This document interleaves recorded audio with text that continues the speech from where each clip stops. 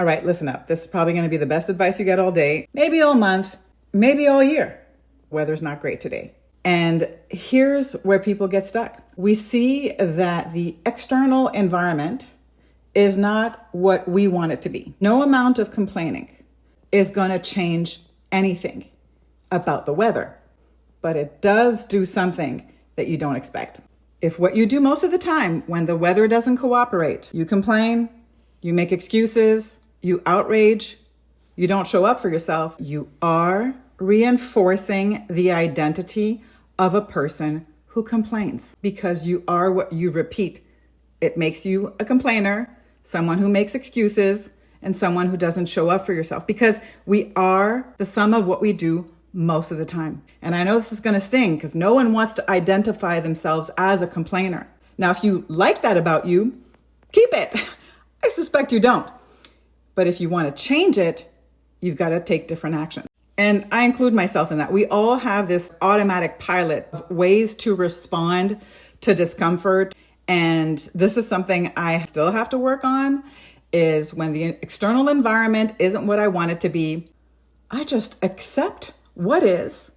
What choice do I make in this moment? It's easy to stay on plan when things are convenient, right? But consistency is built by the multiple moments you did it anyway, even when it wasn't convenient. So every time you overcome the weather, I don't like it, I'm gonna stay home, this is gonna be yucky, I'm not gonna be comfortable. Every time you interrupt that pattern, you take power away from it.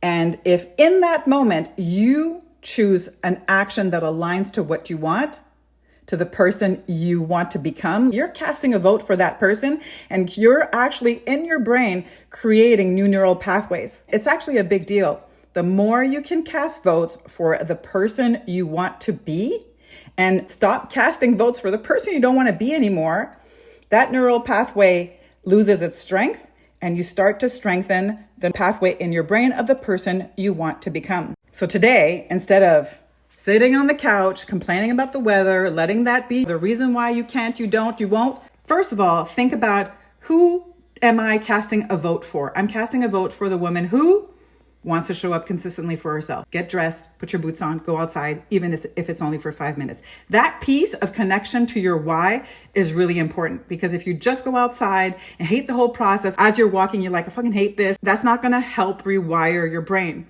You've got to connect to a why, then take the action, continue to reinforce why you're doing this in your mind.